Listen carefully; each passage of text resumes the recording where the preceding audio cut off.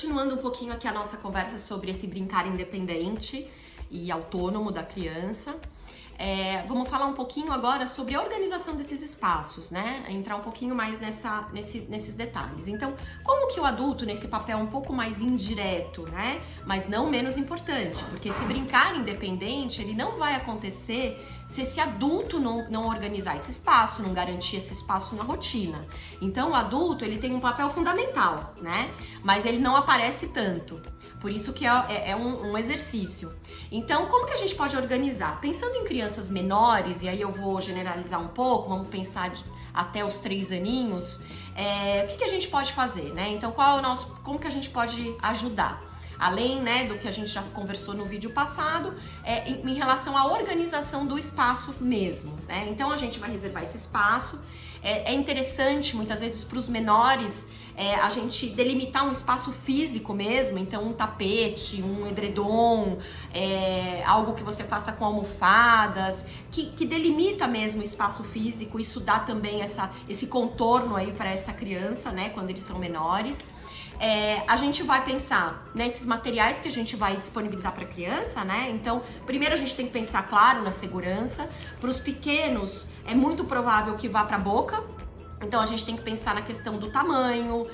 A ideia é que o adulto, ele possa se ausentar, né? É um brincar independente. Então, sem a supervisão desse adulto. Então, dependendo da idade da criança, o adulto, ele se ausenta. Ele pode estar num cômodo ao lado, pode estar na cozinha. Então, é importante que seja um ambiente seguro. Você tem que olhar para esse ambiente e falar, bom, sem um adulto aqui, essa criança pode explorar livremente isso que eu coloquei aqui ao alcance dela? Né? E essa é a primeira pergunta que tem que ser feita.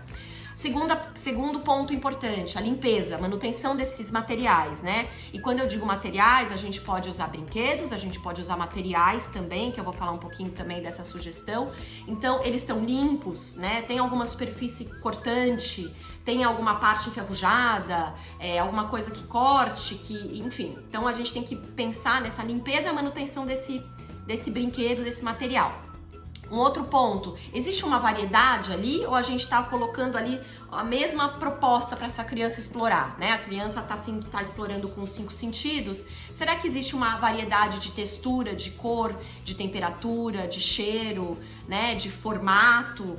Então, essa variedade, né? E aí a gente tem que pensar, quando eu falo dessa variedade, muitas vezes a gente pode pensar, eu preciso de muitos brinquedos, de muitos materiais. E não, na verdade, a quantidade exagerada, eu vejo isso é muito comum, a gente pega aquela caixa de brinquedos da criança, né, e coloca à disposição dela. Muitos objetos, muitos materiais, na verdade, até desorganizam essa brincadeira da criança. Então, o adulto pode também, de acordo ali com a observação da criança, o que ela tá gostando mais nesse momento, separar, selecionar alguns objetos, e aí pensando em uma criança, 6, 7 objetos, com essa variedade, né, essa variedade de sensações, e separar para a criança e organizar isso de uma maneira organizada. E assim, a organização também entra muito forte.